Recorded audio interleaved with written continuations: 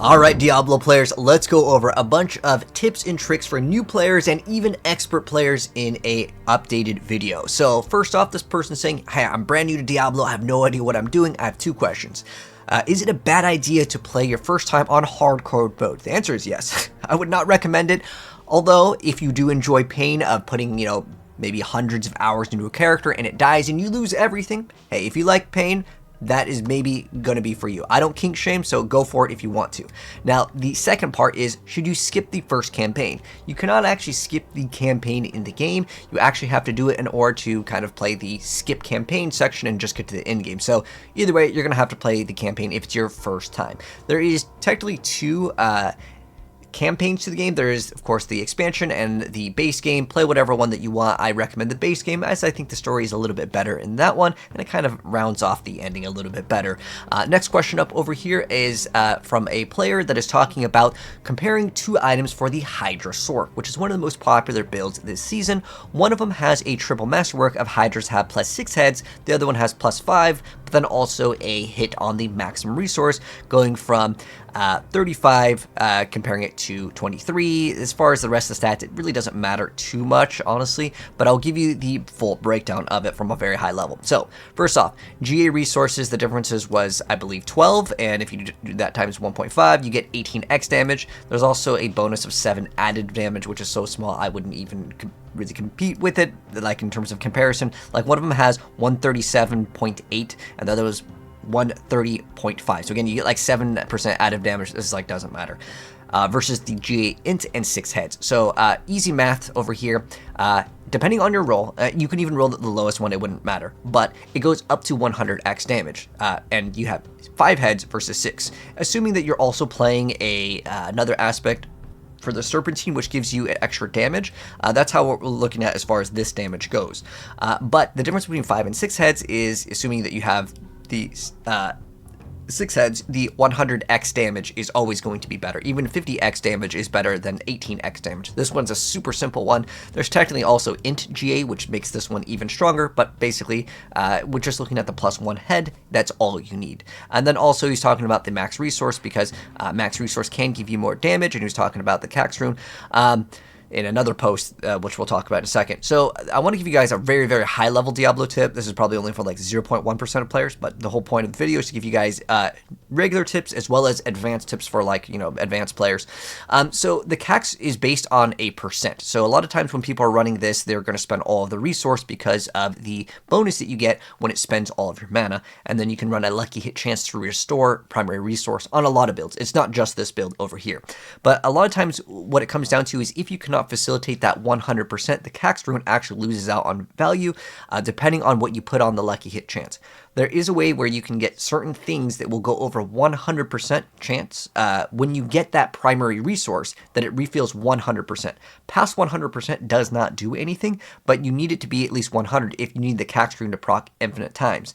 Now, if you want to actually lower your resource because you have some sort of bonus on mana on some sort of condition, it's actually better that you do not get more max resource. It could actually lower your DPS, but this is for like the 0.1% of players, because you don't get that 100% bonus on the Cax rune if you have some sort of thing where it gives you like 8% and another thing that gives you flat mana, which is something to look at, because you can actually get lower of a multiplier on Cax, and Cax is 100%. So if you're getting like 50% and you spend it, well, then you only get the 50x multiplier. But with Hydra, usually you kind of put the Hydras split apart. You don't just keep on spamming them instantly, because you want to make sure you're at max resource for it. So keep in mind, just as another bonus tip when you're looking at like builds that have a bonus with the maximum resource. Moving on to the next question. This person is asking about Yax Cax, and does it still work for channeling? And he's saying that like, I don't see many people using this. Many people were recommending on rogues. So a lot of the snapshotting kind of got removed in the game. So what he's talking about is the Cax rune, where you are using a skill, and we were just talking about this, where you spends all of your primary resource and it does up to 100% damage. Now, how it works now is it's only for 1 second. So a lot of the snapshotting with a lot of skills. This was particularly one with the Cataclysm Druid, and the reason why you don't see it anymore is because, well, that bonus only lasts for 1 second versus the infinite duration. They also did change a few different things. If you look at the Rogue build with specifically the concealment over here where it would make your attacks 100% crit and vulnerable. This now only makes it so it lasts for 4 seconds and makes them vulnerable for 3. But yeah, it no longer works on your next skill. So this actually got nerfed. So the Cax rune again used to make it so your next non-basic skill would spend all the resource and get the bonus. Now it's casting a skill other than a basic gives you that 100% damage for 1 second. So this is actually a very important thing. When you guys copy builds and guides from content creators, make sure that you're watching like the most recent updated season one, because Diablo's a game where like literally one season something super S tier, and then you go to next season and it is absolutely garbage. It's trash. It does like 1/1000th of the damage. Make sure that you're always watching, like, you know, if it's season 9, watch season 9 video guides. There are some exceptions where some builds still do work, but they're just going to be heavily nerfed. But again, if you're looking at some older builds that use Cax, because every build used to run it, and now, you know, a lot of builds do run it still. It's one of the top tier ones, but just keep in mind when you're copying build guides to copy recent ones. And then this person's asking, should I be raising the difficulty in the game? So the answer is yes. If you do not raise the difficulty, you do not get the higher tier items. But this person's saying he's level 40. So honestly, if you want extra XP, it gives you such a small amount. Just play on normal. Most players, even the players that are competitive in the game that want to, you know, speed run the game, we're playing on normal. We're going through the game as fast as possible. But if you're just like doing the campaign, it's your very first time, then just take it slow. You don't need to actually bump up the difficulty. It's just going to make things slower. But if it feels too easy for you, then yeah, you can definitely upgrade the difficulty. But that's going to be up to you if you enjoy the playstyle. If you want to just blast through the game, yeah, play on normal, get as far as you can. If the game is in a state where you're literally one-shotting everything, you can try to go up higher in higher difficulty, but until you really get to tormented difficulty, you're not really getting any better loot. You get better XP, but it's so small that it does not matter, and most of the time you will benefit from one-shotting the monsters, and moving faster is going to be objectively better. But it all depends on what your goal is. But on top of that, once you get into the tormented difficulties and you start getting the greater affix gear, that's where it kind of matters a little bit more. But in the earlier stages, going from normal to hard, it doesn't really matter. I would not worry about that at all. The next question this guy kind of was talking about, or just a discussion, is the difference between playing a Hydra Sorc versus anything else feels unfair. He's saying that, you know, basically playing one build versus another build. This is the reality with Diablo right now in the game's current state. Certain builds, if you look at like the top tier of any build over here, you'll see a huge difference between one class or one build. We're talking thousands and thousands of times stronger. Like one build, maybe it can only hit for, let's just say example, 100 million. Some other classes are hitting for quadrillion million negative damage numbers. There is a huge difference between playing the meta and a non-meta build. If you do not play a meta build, do not expect to do pit 100 on like you know, a meme build. There's a huge difference in this game between top tier builds as well as just more fun oriented builds. But all builds should be able to at least do tormented for content, so don't let that discourage you from playing fun builds. But I totally get it. When you play one build that's super good and you go to like a, you know, like a B tier build, oh man, it is a huge difference in Diablo. It's definitely something that needs to be looked at, and hopefully they'll address in the future. And then this person is asking for a complete beginner guide. What should you do level 60? Okay, this one though, I'm going to recommend you to check out my video guide that I actually made that is very recent for new and returning players. What you kind of want to do though is, this is kind of my recommendations here. I'll zoom in so you guys can actually read it because I know it's kind of small here. So this is kind of some of the stuff that you want to do. Is I would really recommend, before even choosing the class, because if you're brand new or haven't played the game before, a complete beginner guide. Choose your class if you're watching a lot of videos, and then choose the video that you see and you're like, dude, I like how that class plays. Because if I tell you, oh, play Sorc because it's a Hydra Sorc, great, you might not like the playstyle, right? So I recommend going and checking out video guides of different classes and see which one looks fun to you and play that. Don't play whatever the meta, but play whatever you're going to have the most fun with, because that's the point of a video game. You're going to have to do the campaign. You're going to have to get renown. You're going to get to max level. Get your seasonal powers. Get your aspects. Maybe you need some uniques for your build. Kind of wait for that towards the end game. And then work on tempering. There's also upgrading glyphs. And then also I talked about like where to get the glyphs. Everything is kind of in here. It's not necessarily in like order, because you can get a unique before you get the right aspect. So there are certain things, because it's an action RPG, that are random in terms of like the order that you get items. But this is kind of the area that you would go in, and I try to orient it in somewhat of a order here. But again, sometimes you can get certain things faster than others. It might take you you might need to get to levels like 60 before you even get the right aspect that you get. So again, I try to keep it in that order, but I highly recommend this guide. You could just look up this exact like wording, and if I remember to like link it, I'll also link it over here in like the pinned. But yeah, this is going to be an excellent video. I'll promise you this video will save you tons and tons of time.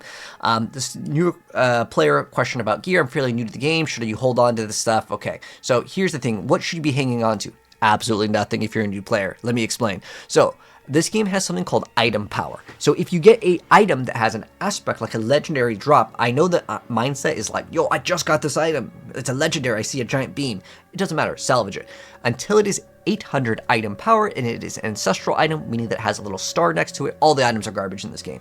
So you can see over here, this is item power 1, and then this is item power 800. So the difference is the damage on the item, as well as some of the rolls that it can actually roll. And basically, anything that is under 800 is considered garbage, and it will never be best in slot. There's pretty much no exceptions to this rule. There is, however, one exception to this, and that is with the amulets. The amulets in this game are so incredibly rare that sometimes you can equip an amulet that has like a triple to one of the passives that can actually be viable, but viable versus best in slot, yeah, you're still going to look at the best item having the greater apex and having the 800 item power. That is like what you want to try to shoot for. So again, that is going to be your main goal in the game, is get 800 item power. If it is not, don't worry about it. You're just going to replace the item. So don't hold on to anything that does not have the item power. If you're like, I really like the skin of this weapon, it's fine, salvage it. You can then imprint the skin on another one and transmog it. This person's like, where do I get this one aspect? So as far as aspects go, there are certain dungeons that will actually have an aspect, but is it really good to go for those? I mean, it's like so mid that I wouldn't really recommend it because it always rolls with the lowest one. If you open up the map, you can see that there are some dungeons that will guarantee give you an aspect after you finish it, but again, it rolls the most garbage roll. The whole thing is to actually use your obols and go for, if you need in the offense category, you can go ahead and get gloves, or you can go for different things like the rings or weapons. Certain items roll with certain aspects on them, like the defensive ones are going to be in your chest piece. The amulet can roll any of them, but if you're looking for a very specific aspect, I would actually recommend, if you're looking for an offensive one, gloves, because they are cheaper than getting the weapons in terms of like the obol cost.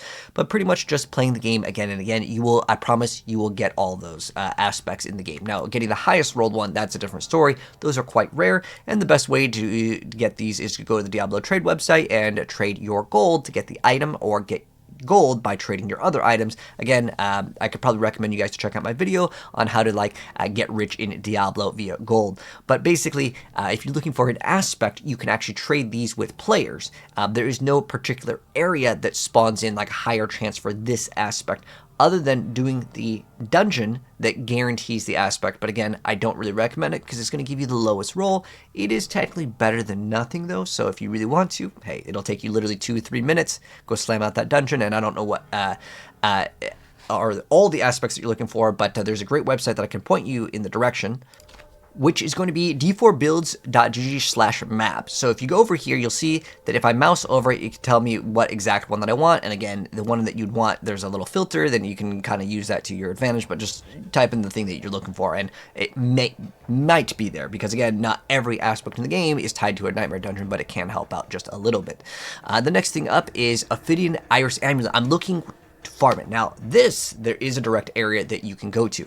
Now I do have a video guide that explains where to get every single one of the brand new ones for Season 9. I'll link that down below because it explains kind of like you need to go farm the exalted bosses, but if you don't know how to do that, well, you can go ahead and check out that video. But basically there is like a loot table boss cheat sheet that is available, and I also link it in this video, but this video kind of explains it a little bit more, and it'll explain kind of what you're looking for on the amulet. But to do very specific bosses for uniques, there is a way to do it. So the difference between an aspect is a legendary that you can salvage and get the imprint and imprint it 1,000 times on your items, as long as you have the materials. But if you are looking for a unique, the uniques all have a very specific boss that they do drop from. It's not 100% of the time, but like they have like the higher chances to drop it. Or you can just play the game, and sometimes they eventually drop. This person is talking about, I've done 300 Belial kills, I've only got one mythic, and Dario sucks. If I've ever gotten this game, it just sucks. Okay, I get get it. Sometimes you get a Mythic, you get super excited, and it's Melted Hearts and Lig. It's always that one, right?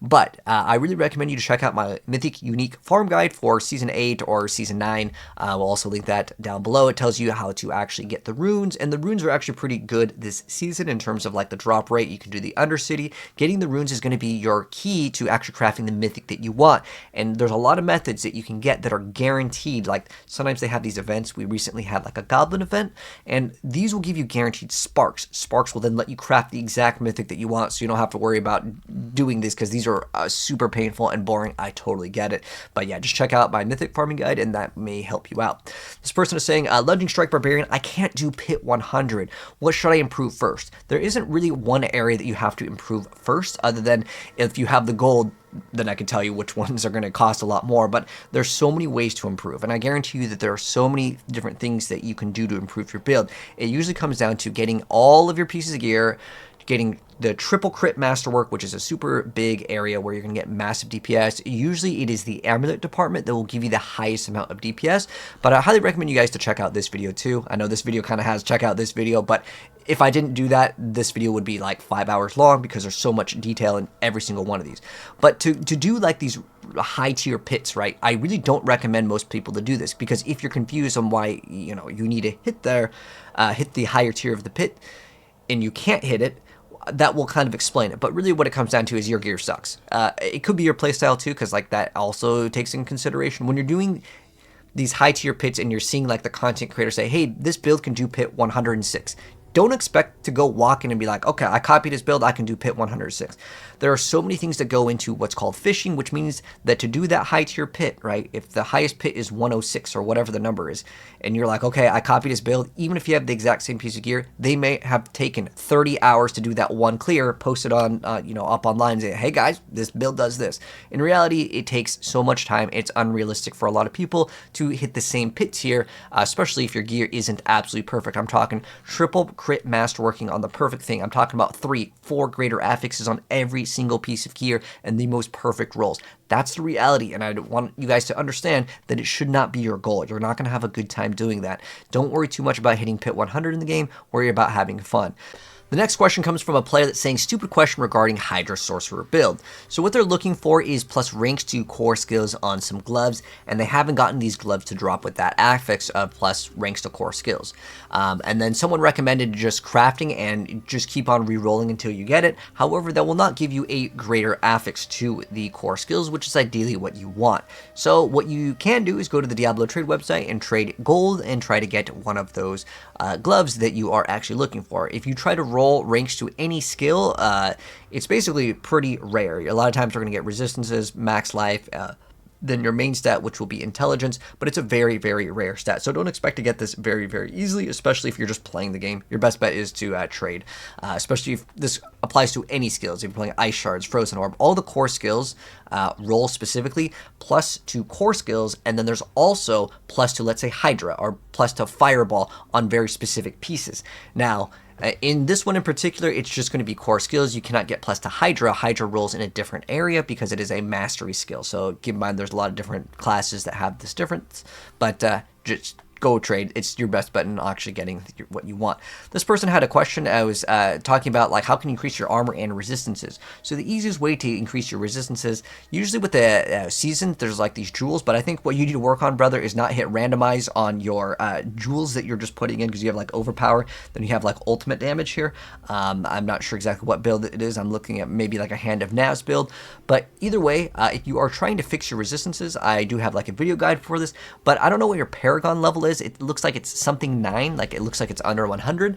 So a lot of the resistances that you can get is actually going to be done from the Paragon board. So look at your Paragon board, get a lot more resistances in that department. Also reaching the bonus threshold will give you like 6 resistances. Getting them here and there is going to start to add up. But you're also playing a character that is int based, looks like Necromancer, so what you will want to do is just get a lot of intelligence. Usually this will facilitate enough resistances as you progress in the game. And then also I see that you have like a skull here. Throw in one of the newer jewels and you'll get extra resistances, and it's so easy. Sorc and Necromancer will have the easiest time with resistances, while Barbarian will have the easier time with strength, which will give you armor. So depending on the class you play, this could apply a little bit better, but in general, if you want to upgrade your gems as well, this way you don't have to roll plus resistances on your pieces of gear, you're eventually going to get it. But honestly, the most important thing is 1000 armor. Resistances actually are kind of optional in Diablo 4, to be honest, but obviously if you're dying, then worry about it. This person is saying that I keep running out of resources. All right, brother, let's go ahead and solve this real easy, okay? I don't need to even read the rest. This is going to apply to every single build. So you can get... if you're playing the new season, obviously, because this video is for Season 9, run Proportion. It has the lowest cooldown. Then throw it in whatever your skill that you push to do DPS is, and then run Reactive Ooze, and your build is pretty much done. It's the easiest way. Obviously, you have to also upgrade Reactive Ooze, but the other options, there's runes, there's other lucky hit chance to restore primary resource, but honestly, let's just do this because it's the easiest one. I don't even have to recommend you guys to get certain runes or lower your DPS. Literally, it's just Reactive Ooze. And ideally, again, Propulsion because it has the lowest cooldown, but yeah, this one is excellent. Just run this. I promise it'll just save you so much time. This other person saying that he cannot craft Horadric jewels. There's a lot of glitches, honestly, with the game state, with the season content sometimes. And this person saying, I just cannot play. I'm playing this game like crazy, and I cannot get those Horadric jewels. So what you do is you get those crafting recipes, and then you actually craft them. If your game is bugged out, you just have to make a new character, go through the season quest line, or make sure that you're doing the season quest line, and then you'll eventually get them. Someone actually recommended this as well. The quest means you have engaged with the person and it has to fill multiple times, and then same bug, no tomes. You can see he said fixed by reaching level 10 in the Horadric quest. So again, make sure that you do that. Again, if your quest is bugged, because there are times where quests can get bugged and you need the seasonal quest line to progress to upgrade whatever jewel or whatever, depending on the season for like the season powers, then just make a new character. That's like my best suggestion. Or you can try to make sure you're doing the green quest, as a lot of times there's some sort of like breakpoint in the story to actually unlock some of these things. But yeah, someone already mentioned it, but make a new character should solve the problem. Another person over here, and this is like a big question I get asked actually quite frequently, which is about the tempering and enchanting when you are masterworking, essentially, or you are rerolling a item that has a very specific role that you're trying to go for. Is there any secret? Is petting the cat, or is buying a cosmetic? It does not matter. There's no special way for the tempering or the enchanting to get that specific mod that you want. It's 100% RNG. The only difference is that if you get an item that rolls with, let's say, a resistances, you cannot get a double res roll on an item. There are very few exceptions for this rule, but for the most part, if the item already has, let's say, max life, well, if you re-roll intelligence, the intelligence cannot be another max life roll. So there is some ways where if it already has certain things, but Diablo isn't a game where there's like prefixes and suffixes. There's not any like any ways to really manipulate the itemization in this game. As far as the tempering goes, it is 100% random as far as it goes. Now, there is something that is not 100% random in RNG, and that is certain weighted rolls on amulets. I won't go too far into it, but basically what it comes down to is if you want any of the amulets that have plus to, let's say, like, for example, one of the mods that you would want is, let's say, like glass cannon, right? You want that one, you want to get big DPS. Getting any of these plus ranks to anything is very, very rare in the game. Getting things to, let's say, like your intelligence or like your class's main stat on maximum life are the most common and easy roll, but the things that are way more difficult are going to be other ones. But if you already have like a lightning res roll, you're not going to roll and see how it cannot roll with another resistances. Like I was saying, there are certain exceptions to this rule, and there are technically bugged items that have less stats, but I won't go too far into that. But basically, it's all random, it's painful, it's frustrating, I get it. The masterworking is so annoying, and I get that. But again, there are certain things that have weighted rolls, but there's no other skill way to kind of manipulate the item. Hopefully that kind of makes more sense over there. Anyways, that's going to wrap up the video. If you guys enjoyed it, drop a like on it if you're new here, or if you have any other questions, let me know down below, and I can maybe make a update to this, as I kind of like answering questions that a lot of players have in a video. That way it helps out with newer players as well as advanced players to really understand all the nicks and knacks of this game. But anyways, catch you gamers in the next video. Have a good one. Peace.